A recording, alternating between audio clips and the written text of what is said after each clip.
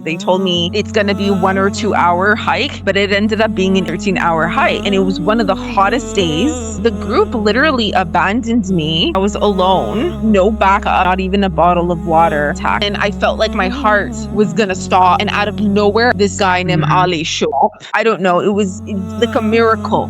That night, I was literally on my knees. I felt like my heart cracked open, something flying it, like a light of went in. And I looked up and the moon was like a crescent moon. In that moment, I said, this is it, meant to be a Muslim.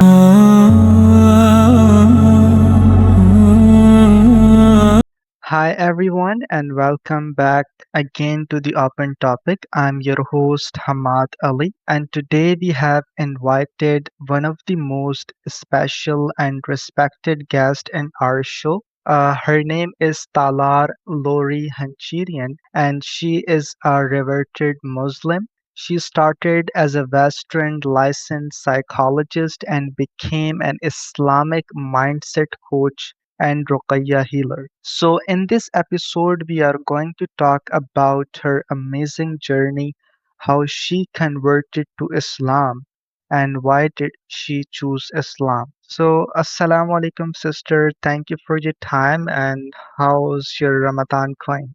Walaikum salam. I want to say thank you for having me on the show. And yeah, it's nice to connect. It was good. It was a very good time actually. So as much as I thought I'd make it on time, I still did. So Alhamdulillah, I'm still grateful that I made it. So yeah, everything is good. Thank you. All right, thank you so much. So, before we move to the question, Hadia, I would love if you could give our viewers a short introduction about yourself in your own words so they can get to know you much better. Okay. So you did call me Hadiya. So for those who don't know anything about me, my Instagram and my YouTube channel, they're called Hadiya Talar. So when I officially took my Shahada and officially became a Muslim, this was my Islamic name, Hadiya. So Hadiya, it means gift, but it's also one of the variants of the 99 names of Allah, but the feminine form of Al-Hadi. So for me, it's very, I found that I'm going to respect it by using it as my title name. But when I became legally a Muslim, I went to Jordan, and they said you don't have to legally change your name, but it's nice to have an Islamic name. I said yes, absolutely. I wanted to honor that, and then I added my name to it. So Talar is, of course, of my ethnicity. My ethnic background is Armenian. For those who know, if they don't know, now you know. And in Armenian, it's the meaning of the tree of life. It's a Yeah. very old name. So Oh, my background, I grew up in an Orthodox Christian family, but I never really felt connected to the Bible. I always had questions that weren't properly answered when I would ask the priests. I was pretty well versed. I always believed in God. I always believed in the one God, but there were so many questions when it came to the Trinity, and I never really believed that a human being could be God. And to me, every time I would read scriptures about Jesus, it always felt like to me Jesus was a follower of God, that he wasn't God. So I knew there was more. I spent a good significant 20 years of my life studying Judaism and Islam, but because I loved the Abrahamic religions, I wanted to find the root, the differences, but the commonality between them as well. In that time frame, I started studying, going to school, university to become a psychologist as well, because I grew up in Canada and I grew up with many different nationalities, different cultures and religions, so many Muslim friends, different types of Muslims. And I was always fascinated with Islam. So it's a very interesting, long story. In my heart, I think I've always been a Muslim, because when I was part of any type of communities or you work with people, you go to school with people, and they're going to be different religions. And I met a lot of Muslim women and men, and when we would talk about our values, what's important to us, and every time I would talk about God, they would look at me and be like, the Muslims, you are a Muslim. Like everything you're saying between the in the household, husband and wife, the one God, and I believe there's a timing for everything. I believe Allah chooses his servants, but I also believe Allah chooses us at the right time. Obviously, we have to be ready in a sense that we have to submit to him and his plan for us. As a Muslim, it means submission to Allah, which I love that. Yeah. It wasn't until I would say it was about three years ago where I officially said I'm just gonna do this. I had lost a lot of my family members. We went through war. And I had reached a point of my life where studying everything, all the theologies of things, it wasn't doing it for me anymore. It was more of my spirit that was looking for comfort. So, the psychologist couldn't do the psychology on her because my heart and my soul were yearning for comfort, spiritual comfort. And I remember I got to the point where I just started, I went on Quran.com and I just started playing the Quran for a month straight, morning till night, after work, before work. And I just started praying. I started training myself to pray. Because my mind is very analytical. And when you're so used to finding solutions to problems for other people, and my brain, it started training me. It was almost as if Allah was directly talking to me, like, don't worry, I'm taking your burdens from you. So it was Yeah. good for me because I would wake up for Fajr, and then every stress or every pain or discomfort I felt, instead of holding on to it or finding some analytical solution, I would just give it away to Allah during prayer. And it actually allowed me to let it go, whatever was in my thoughts. And it had gotten to that point. I don't know if you've seen this online, but there was a point where on Instagram and social media, there were like, somebody drew a depiction of a person, and they had all this like this black dark aura or like dirt on them, and every time they would pray, it's like fading away, it's going away. And I remember when I saw that, I'm like, that's exactly what it feels like. It's like, you can sit, it's lovely connecting with people, being there for someone, hearing them out. That's we need that as humans. But then there's another level when it comes to praying to God, where you just feel like, I remember I was just on my knees and I would say, God, I just need you. Allah, I need you. Just allow me to take this away from me, whatever I'm feeling that I don't understand, that I don't even know if I deserve to, this, whatever it is that I'm feeling, whatever. I was feeling so much, I can't even say it. And I'll tell you right now, that was like the cure. That was exactly what I needed. After that, I think I booked my ticket because I had been to Jordan before and I loved it there. And I was like, that's it, I'm going to go. I went directly to the government. They did like a 2-hour test on me, maybe 4 hours really. I prayed with them so that they know that this is like a real Islamic, when you go to Saudi Arabia, you do your Umrah and Hajj, you need proof. And I remember when they brought me there, I had two walis, a female and a male from there. And they kept repeatedly asking them, is anybody forcing her to become a Muslim? They're like, no, this is all we're doing. Yeah, they're like, we just want to make sure. So then I got up and I prayed. And then after I stopped, they're like, again, we just want to make sure. Is anybody forcing her? But that gave me comfort to know, like, the people giving me, because I went to the government. I didn't go directly to a mosque. Because you could just do that, right? You could go into Yeah. a mosque. Um, so yeah, it was a great experience. I mean, I've gone through many different from my entire life, even up to right before I took my shahada there. I went through a lot of life and death experiences where I felt like Allah was bringing me to him closer and closer, you know?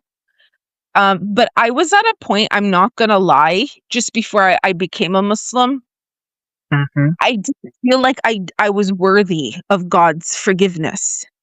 I think because maybe I had reached a point of my life where I was losing so much. But realistically, when I look at it, it was more of like I was being transformed to who I am today. And sometimes we don't know, but Allah knows, as we say, right? Sometimes we don't know, or Yeah. we think something's good for us, but Allah knows. He knows He's the ultimate planner for us. And so since I've become a Muslim, I'm just so grateful. I'm grateful for everything. I'm grateful for who I've become, the channels that I've created, that I've devoted Islam, spreading the message of Islam to. And, there's so much more I can say, and I don't know how much to get into it. So if you have any questions, feel free, definitely, because I can keep going. And mashallah, that was a beautiful journey, and that is such a beautiful introduction about yourself. And it is so amazing to hear about uh, how you got into Islam. So, as you said, you are an ethnic Armenian and live in Armenia. So, Yes. is there anything about like going to church, celebrating Christmas, or your family Christian tradition during your childhood that you still cherish today? Well, to be honest with you, I'm pretty much okay. I'm going to be 39 years old, but I've pretty much been an orphan for a very long time. I lost my parents. I don't have any more family. So I'm always alone, and I think maybe that could have been a huge burden of what was maybe slowly dimming my soul, which I was yearning for more of, like a spiritual comfort.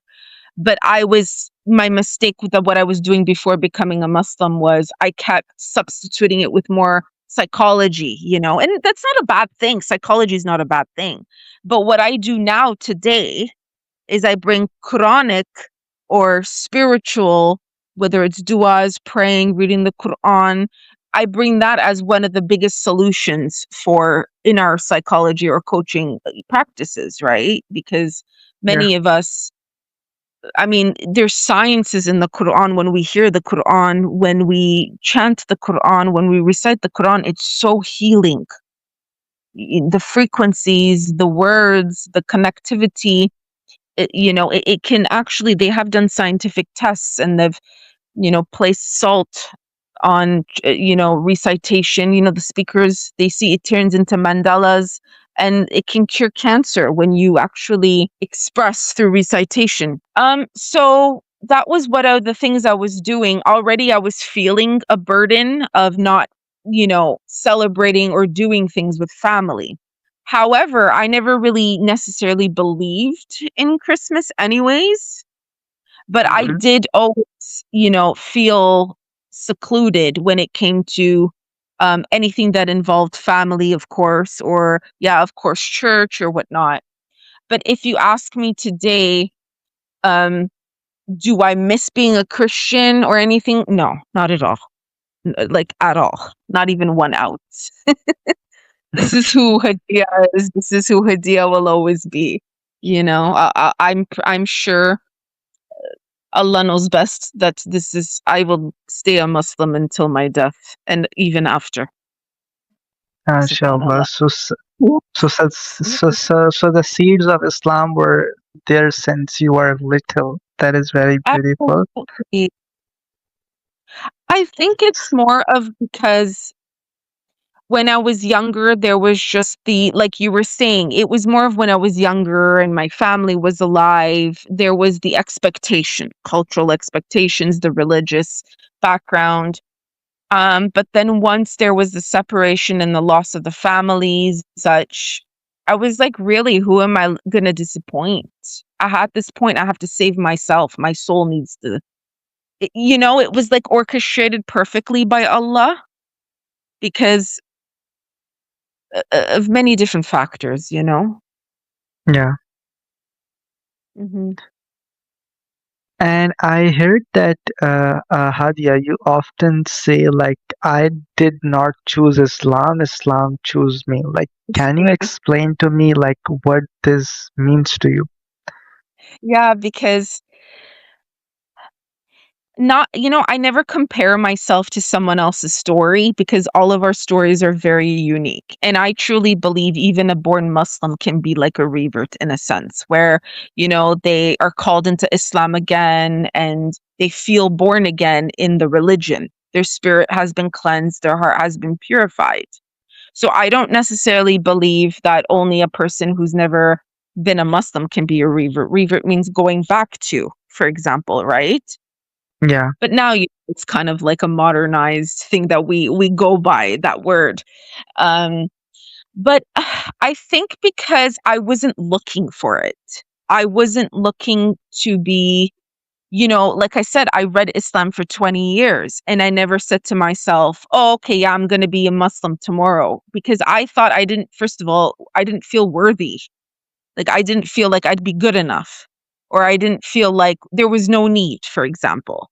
That's what, at that time, years, I'm talking maybe 1 or 2 decades ago. So it wasn't something I was maybe mentally or intentionally looking for. But when I put the puzzles together, I was experiencing it, looking for it, but I was looking for it through spiritual comfort. It was like my entire life I was seeking spiritual comfort, but it was like God was orchestrating it in a way where I don't know how to explain it per se. Look, how I want to say is like, certain people, sorry for this, my phone. Um, they just say, okay, they watch like God be with Palestinians. I love them. I'm very sorry for everything that they've ever experienced and they're still experiencing.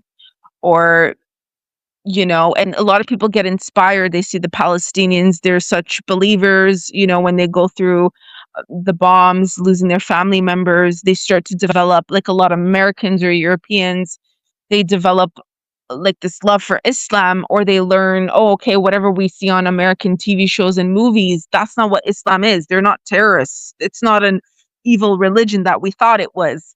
They chant Allahu Akbar and then bombs go off in American movies, right? That's how they portray it. It's like scary.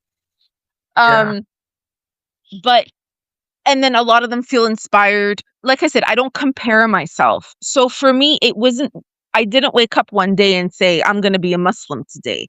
I was literally at a point of my life where I felt like everything I had completed or it was a dead end and it had no longer served me like like, for example, I have this book, this is the book, and this is like the book of my life, let's say, right? And then one chapter ended. Now we're on chapter 6. So it was like that chapter of my life ended and I couldn't go back because it wasn't serving me anymore, and then the new chapter is Islam for me. But even if I do go back and I observe myself and reflect, behind closed doors, I always was a Muslim anyways. I just maybe didn't present myself as like, hey, I'm a Muslim. Do you get what I mean?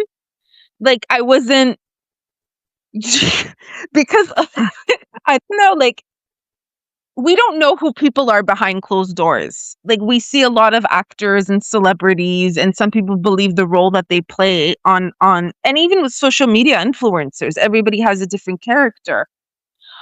So and that's it. Whether you see that as right or wrong, but at the end of the day, um that's it. Like, and I always ask God, I say, change me to be more suitable for what is presentable for Islam and also for my nasib and qadr, and to make me a better person, you know?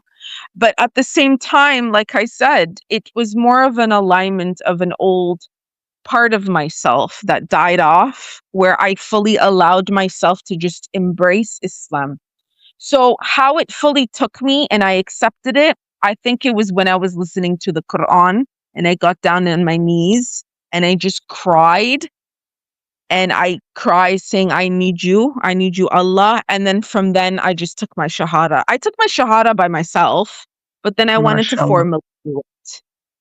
Like we That have a is, masjid in Armenia, but I did it in Jordan. So mashallah, that is so powerful and it feels like a divine invitation. And absolutely. as you said, like you had a life-changing experience in Jordan. What exactly happened there and what brought you closer to Islam? So when we went to Jordan, we went May 2023. Okay. So Okay. when there was a group of Armenians that were going because, we had a war, of course. And after the war, many of us, we lost family or friends, or there was something that happened that they were going for spiritual awakenings. So, kind of in a sense of, if you know Jordan, there's a lot of prophets that are buried there. A lot of the prophets Yeah. Jesus walked. There's the Jordan River. So some of them were going for like yoga practices up in the desert. Others were going to become born again Christians. And I had just gotten a point of my life where I was like, I don't know if I'm hitting depression. I I didn't want to leave to go anywhere, but I signed up last minute. It was literally last minute. And I pushed myself and I said, my birthday is coming. I need some change. So I decided to go. And literally, some of them were doing yoga. And then they became kind of like when they went to the Jordan River, they kind of got baptized. There was 13 of us.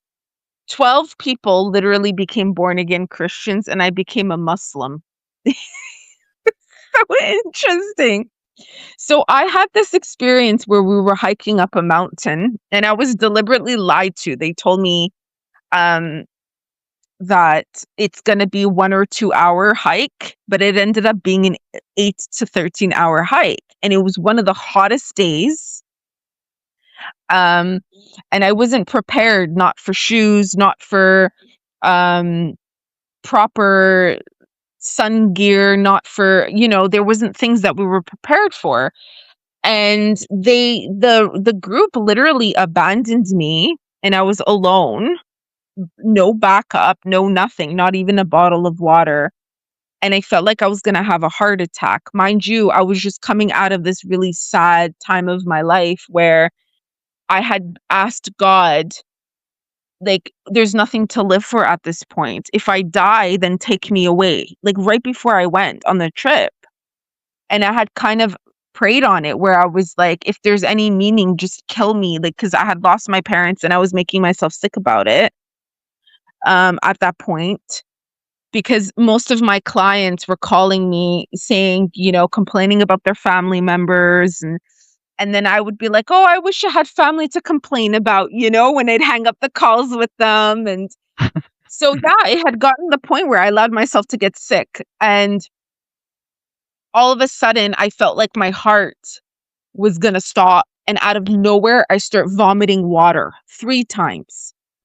As I'm vomiting the water, out of nowhere, this guy named Mm-hmm. Ali showed up and he starts helping me. And he had like this backpack. I guess he was like part of the hiking thing, but I don't know how he was able to come up. I said, where did you come from? How did you come?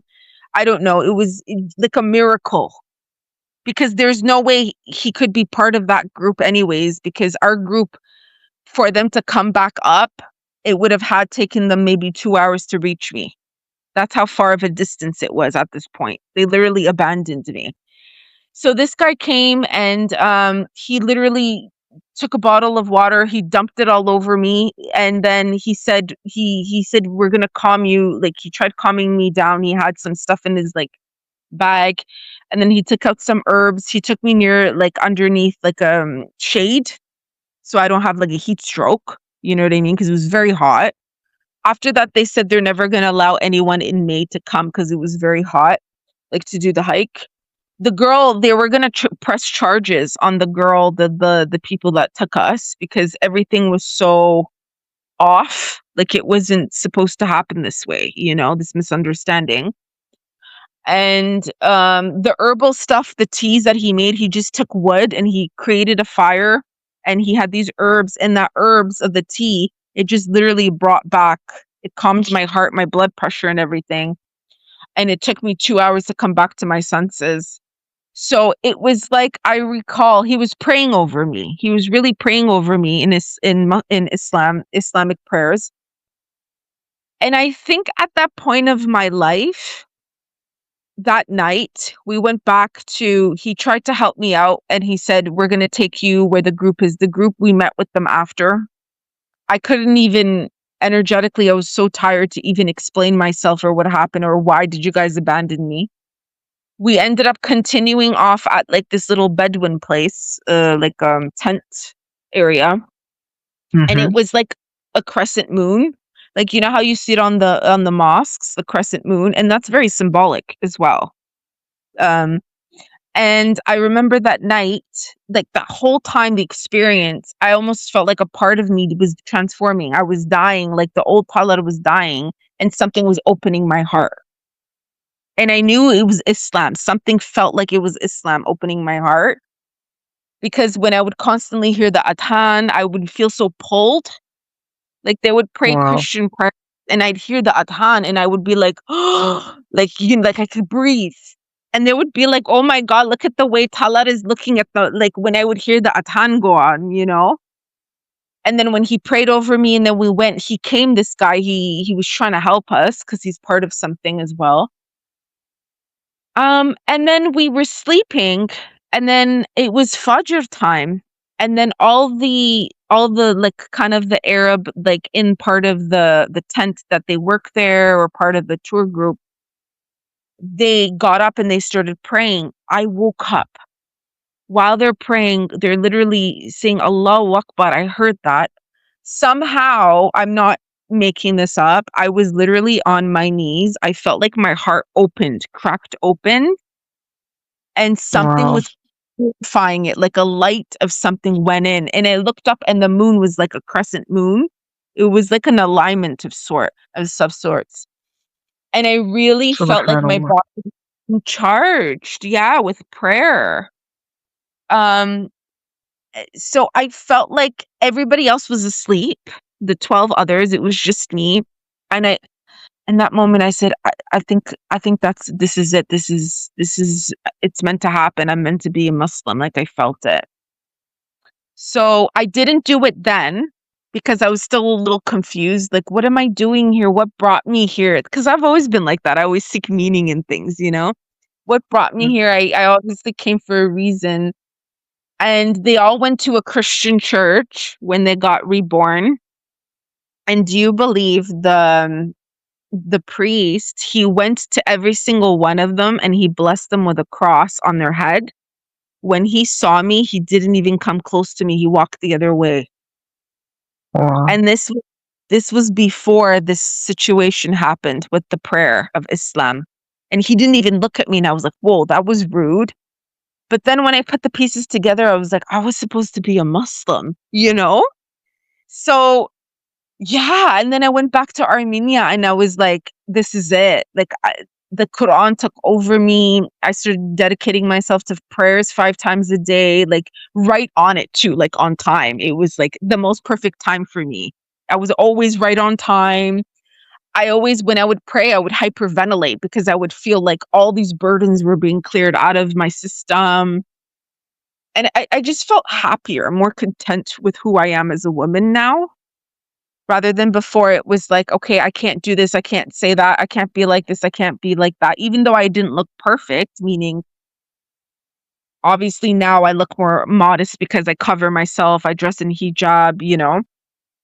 But Mm-hmm. I think you get what I'm trying to say when I say that because these days nobody really cares about that anymore. Modesty no longer really exists in majority of Western cultures or it's taking over, right? Yeah. So, yeah, that's just the one aspect of it. It can get very deep. And I don't want this to be a 5-hour delay video. So, yeah. Mm. That that is so incredible. I just love hearing your story and Thank you. how can one place change your entire world and entire heart. So, how did your family and friends react like when you came back as a Muslim and wearing a hijab?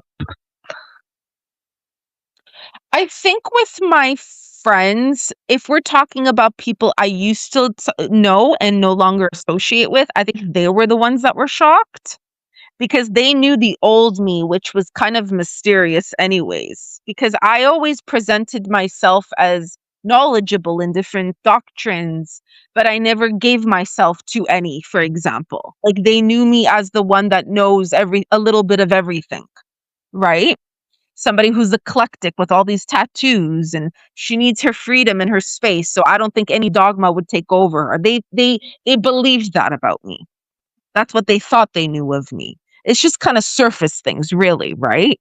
These are surface things. It doesn't mean, you know how there's a saying that goes, oh, the person that knew you 10 years ago, humans, we evolve, we change. That doesn't mean that's who that person truly is, right? Deep down. Yeah. But with the people that do know me, I don't think that they're shocked at all. I think they always knew that this is more of an alignment for me. There were some really positive people that they were like, you know what, Talar, like you are just more yourself now, unapologetically with your hijab. Like, and you saying you're a Muslim, you're just so much more who you are now. So don't ever listen to anyone if they say otherwise. So a mix of both, but I'm doing it for me and I'm doing it for God. And that's all that matters, honestly. They can get Oh, used to wow, it. If they don't want to, they don't have to, you know? amazing. So coming back to your professional life, you were a licensed psychologist in the West. So, like, why did you leave that to become an Islamic mindset coach and Ruqayya healer for women? So I think that was like my initiation, where it was like personally, I had reached a point of my own personal life where I was like the psychologist for everyone. But then when it came for me, I was like, all the techniques I usually do for myself works. How come it's not working anymore? And I was hitting rock bottom, and I was looking for that spiritual comfort. So I was like, you know what? I need that more. So when I was called into Islam and I accepted Islam in my heart, because when I say I didn't choose Islam, the way I accepted Islam was directly through my heart. It wasn't like, oh, okay, I want to try something new to be popular. It wasn't something like, oh, okay, let's try this or let's do this for fashion or what's new. No, it was literally a purification of my heart. That was my experience. So, you know, and alhamdulillah, I experienced that because some people I've talked to, they said, oh, we wish we could feel that. We wish we could experience that, right? Yeah, So after you experience these things, you kind of just want to, number one, please Allah, but you also want to please Allah in a way that's more Islamically inclined and that's more helpful towards people who have either experienced something I've been through or something that they're going through and they don't know. Because a lot of times, sure, it's wonderful to have somebody hear you out and give you guidance or advice, but what if it's just like literally a Quranic prayer with a sister, or making a dua together, or something more in that manner with Islamic psychology that is more beneficial. So when I started doing that, I found that there's more long-term benefit rather than going around in a circle and keep repeatedly talking about the same thing over and over. That opens up more trauma. Do you get what I mean? yeah. So it seems like you find a deeper way to heal people through Deen. Like while I was researching about you, I saw some of your uh, older videos about astrology and numerology. So after converting to Islam, do you still believe in these things, or has your thinking changed about this? I don't think I ever believed in it to begin with. And I think some of the videos that I have on there, you'd have to be very patient to find them. I'm literally saying, I don't even believe in this. We're just doing this to figure it out. Okay. So, as you know, in the West, this tarot cards, oracle cards, astrology is very big. And I remember when I had started that channel, I was pretty much pushed into doing it, where people were telling me, do it for fun, or maybe you can, enlighten people, or so on and so forth. So, I mean, there's always a certain thing that something can kind of help you. I've always been someone that loves to study things. For example, when I was a kid, I was just so fascinated with human behavior, or understanding how this operates in the house, or how the light bulb, rotates, just little things I was always fascinated in. So, uh, I mean, as a Christian, because Mm-hmm. when I left Christianity, because Christianity, it felt like it was a pagan religion to me anyways, worshiping pretty much a man, as because that's what it says, do not worship any idols, as the 10 commandments, yet that's what they do. Christians, they pretty much, we have to be honest, without due respect to Christians, they do worship Jesus, right? Whether it's through photos or statues, or ideology, or him being the son of God and whatnot, as a trinity. So I think I was looking to find certain meaning through it when I was doing these things, like astrology and Mm-hmm. whatnot. But then when you read more about the Quraysh, the pagans, the Arab pagans, and how the Prophet Muhammad sallallahu alaihi wasallam, he came from a pagan tribe, and um, I started saying that a lot too when I first reverted. That, please don't judge me, guys. Look, even the Prophet Muhammad came from a pagan tribe.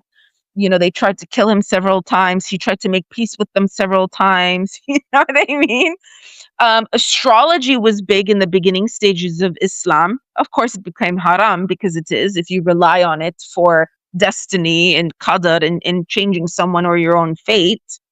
But for navigation in early Islam, like the way we have GPS, they didn't have GPS then, right? They would follow certain things, or like, if it was a moon in Scorpio, you just don't travel, for example, they would say, right?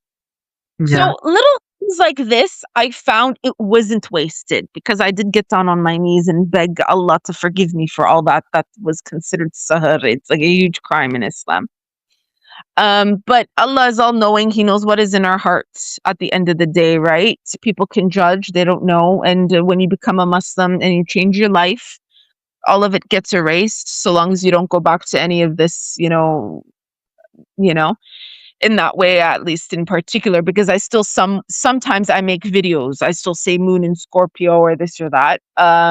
Because we do have one of his descendants, the Prophet's descendants, Imam Reza or Reda, he was very intellectually understanding of these things as well.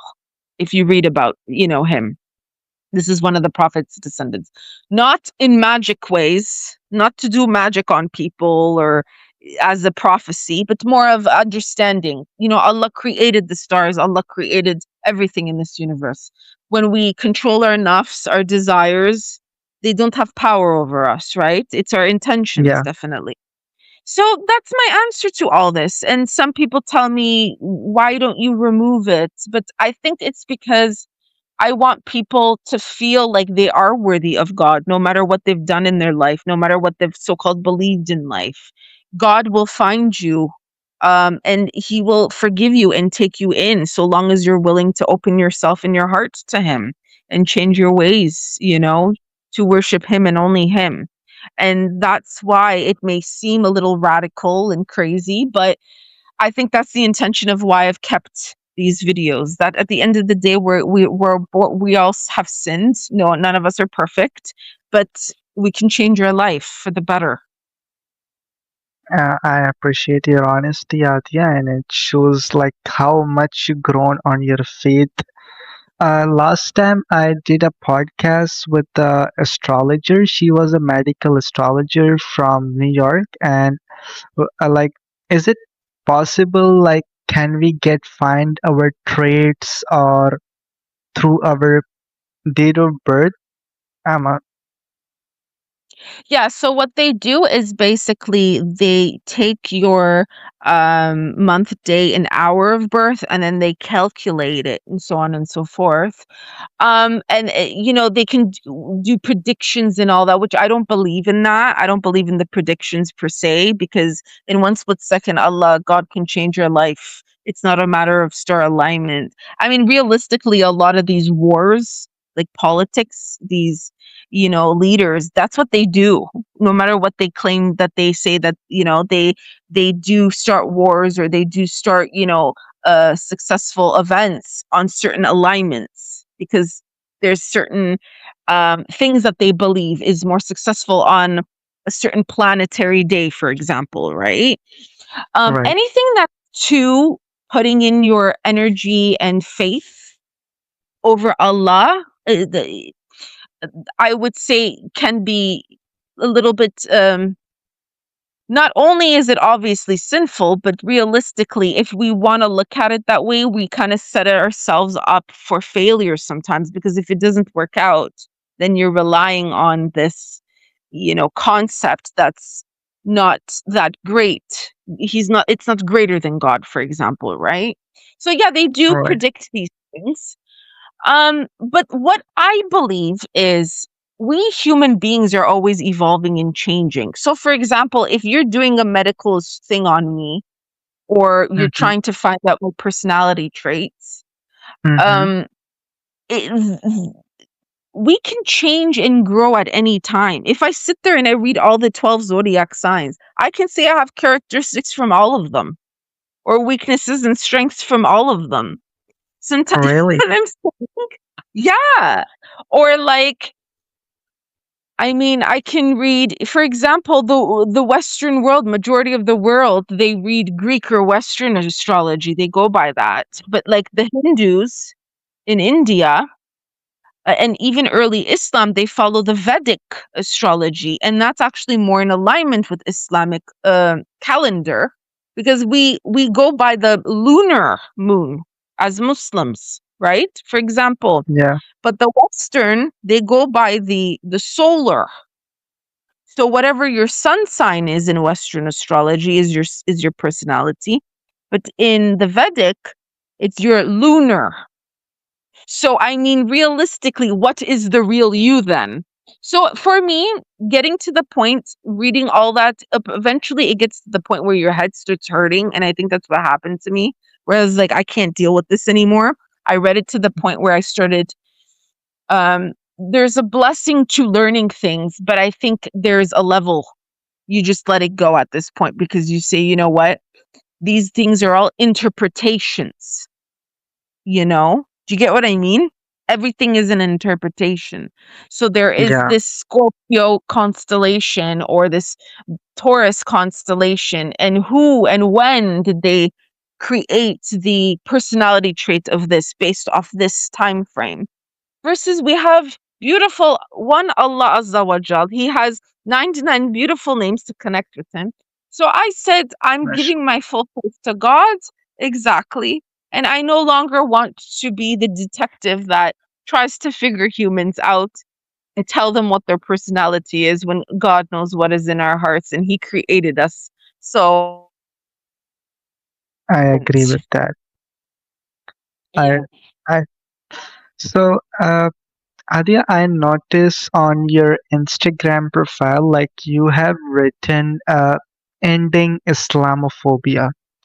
And like these are very powerful words, but there are a lot of organization and spending millions of dollars to show Muslims as a terrorist and spread negative things about Islam. So my question is that, like, why did you write on this? Like, is your personal dream to change how people see Islam, or is a specific reason for that? Since I've made a dedication to, I mean, excuse me, since I took my Shahada and I gave myself to Allah subhanahu wa ta'ala, I became a Muslim for myself and for Him. I did not become a Muslim because somebody told me I have to become a Muslim to become accepted in their group or community. I didn't become a Muslim to be married. I did not become a Muslim to be accepted by anyone. It was directly God choosing me to serve His purpose. So since I made that dedication for the rest of my life to serve this purpose, my by me showing my daily life, whether it's reading the Quran, whether it's reading a hadith, whether it's reading a few words of the Prophet Muhammad and his family, whether it's praying and showing how I pray, these slow things, short snippets, whoever is willing to listen, because we cannot change the entire planet to make them loving towards something. There's always going to be someone, even the most peaceful place, who's going to be negative, for example. Whatever, though, I can do, I feel is my direct message to help those simply understand and see that we are normal human beings, that, it's got nothing to do with terrorism. I share these messages so people feel it in their heart that some people have become a Muslim because of the videos I've shared. Some people look at it and go, oh my God, you guys are more humble than we thought. We always thought Muslims are, they do this or they do that because they want to start a fight. You know what I'm saying? So yeah, I mean, you can't please everyone, but at the end of the day, whatever little bit of something I can do by being myself, showing my everyday life dedication, because I don't need to show the world these things, right? And some people have written me that. Why are you showing it? And these are non-Muslims majority. If you're a Muslim now, mainly in the beginning, why do you have to show everyone you're a Muslim? Or like this and that. But then they'll keep in touch and they'll come back after 2 months or 3 months and they listen to what I'm saying. And they go, okay, we didn't even know this about Islam. We read that uh, Islam is violence, or we thought it was that, the Prophet was killing on a killing spree, killing everybody. We're all kafirs and all this stuff. And so, reading bits and pieces, it allows the brain to evolve for a human beings. Some of my videos, they can come across as boring because I'm sitting there and reading. But you know what? Sometimes boring allows something to change because it shows my consistency. It shows I'm real. Um, I met with a few people here a few times that are my followers on Instagram, and they literally told me, like, you're exactly how you are. Like, you're actually more humble, even more in person. I'm not perfect. I'm not putting my ego up and saying, oh, he praised that or anything. I make mistakes, don't get me wrong. But really, I'm just really at a point of my life where um it's not about me showing anything. It's more about whoever I can help with a few words. It will pull the right people in. And in the meantime, it can end whatever hatred certain people feel about Islam that they don't understand. Because people usually hate something that they don't understand, right? Exactly. Or they've been forced to hate it because of whatever political reason. Exactly. Exactly. And that is very deep, and that is so sad. We spend billions on wars and weapons, but we do not spend time sitting and understanding each other. So, Exactly. That's right. yeah, Allah reward us for our intentions. So, anyways, it is also my wish that people truly understand what Islam actually is. Like, many people judge you for your tattoos, like, but the truth is that, like, after your dad passed away, uh, you got a face and body tattoos for your spiritual protection. Mm. So for my perspective, Hadia, like it gives you a plus point because when a non-Muslim sees you, they might think, "Oh, I never seen a Muslim hijabi woman tattooed girl before," so they can unintentionally learn about Islam for you. Like, has this ever happened to you, or what do you think about in this way? I can't tell you how many people have contacted me throughout this last several years, whether they're tattooed or not tattooed, that literally gave themselves to Allah, that they became Muslim because they were so inspired by my story. And before I was like on a lot of revert channels, like I was constantly broadcasted. My engagement was like really well. I'd get like 10 million views every month on my channel. And but then I was like, guys, please, enough. It was kind of like overwhelming because I felt like I needed an assistant, something, I couldn't focus on work and everything because it was great, but it was like I really needed someone to help me with it, like in terms of like the technology and getting back to people and all this stuff with that. Um, but totally no, it was even getting to the point where some people were telling me they're kind of jealous because they're like, how come we don't get to get away with it? Not so much about getting away with, but I don't know. I just kept saying to everybody, it doesn't matter if you're a reaver, if you're new to Muslim, or if you're born a Muslim, you have every day to change your life and choose Allah and choose yourself through Allah. Okay, it's not easy, but you don't have to do things perfectly. You don't have to every single day. I mean, it would be wonderful, but like perfectly pray on time. But we have lives, we have to work, we have to cater to things, right? So we make mistakes, but we can always, get back into what we need to get back into listening to the Quran, get back into recitation, like, whatever little thing that we could do, be kind, learn to be kind, self-control, discipline. That can scare people, that word, discipline, but I find that discipline has saved me so many times from so many things, self-discipline, Wow. right? And it's actually allowed me to. I'm not saying the religion is difficult in that way, but for me, when you naturally already have the discipline, you start to see God more as a blessing rather than a curse. Because I did have a lot of female clients, especially mothers with younger children, say that they grew up believing that their mothers would tell them, if you don't pray, God will punish you. So they always had that ingrained, that pain inside, that, oh my God, if I don't pray, I'm going to be punished, right? So Yeah. they were feared. They would fear Allah.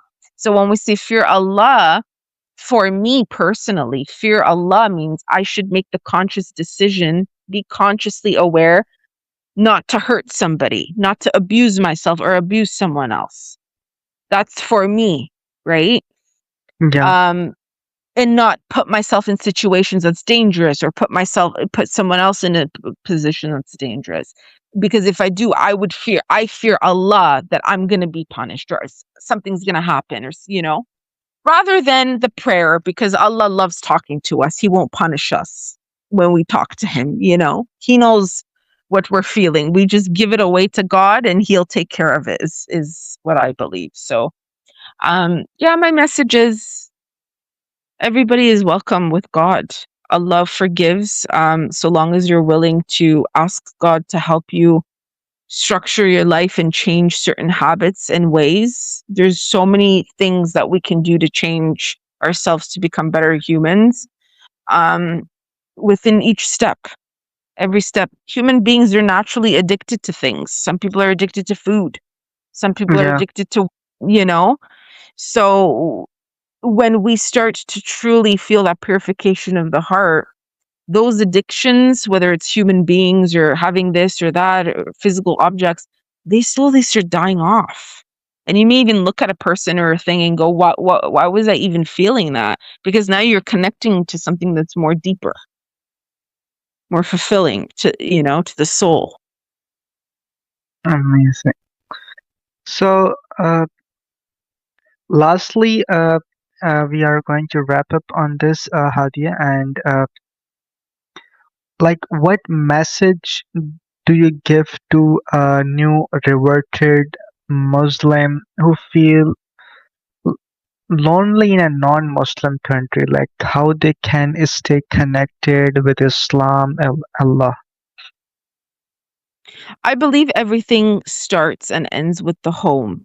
So, how you feel comforted in your own home the way you connect to Allah, how you pray, start practicing and keep up with the flow of having some Quranic phrases or wall art or play the Quran, some books in the house, pray to the point where your energy is only focusing on Allah, that when you leave the house you slowly train your body and your mind and your soul to be comforted by wearing the hijab, that when even if someone looks at you, you think to yourself, the hijab is protecting me, you know or you don't, when you get out of the house you feel like you're like not, you feel naked, or that you want to have additional protection or connectivity with Allah, because at home you've built that connection with him, you know?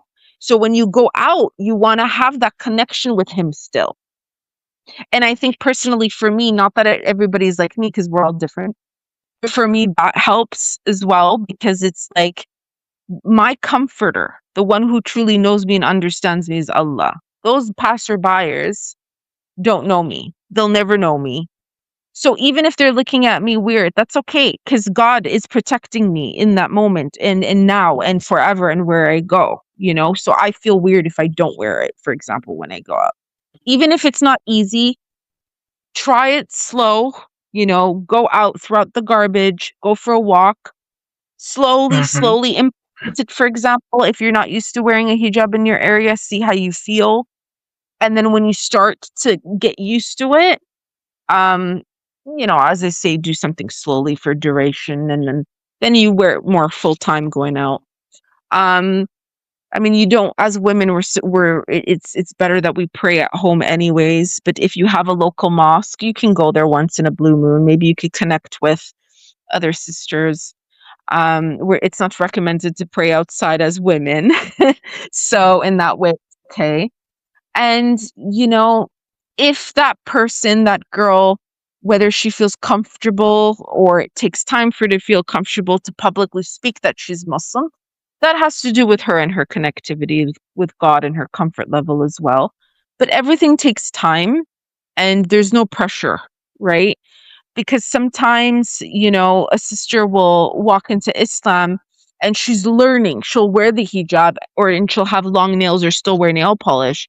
So it's good to educate the sister, but it's also careful how we speak to her, because sometimes if we come off too strong, we may lose her from the deen. She may say, oh, I don't know what I'm doing, maybe I'm doing it wrong, or maybe I'm not good at this, and then just leave, right? So we don't want to scare the person either and pressure them.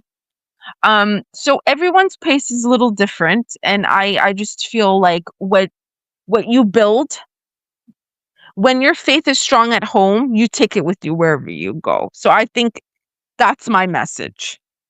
Build that relationship with God in your own household and take that with you in the public, wherever you can go, in your own protective way. That is such a great advice and message, and I hope Thank you. it helps so many people watching now. And that is a very perfect way to end. And I don't know, like, I'm very grateful that you give us your time, especially during your travels. And I hope this conversation and your beautiful story to become the source of good deed for us in the hereafter. And may Allah accept all your efforts and reward you abundantly. So, for my viewers, Hadia is a very down to earth person. If you have any question about Deen, and if you want to get any benefits benefits from her coaching services. Like you can message her, and we will put all her social media links in the description. And thank you once again, guys, and thank you for watching the open topic. Thank you very much for having me. See you next Very time, fun. guys, with the another episode. Thank you, Hadia. Thank you. Bye bye.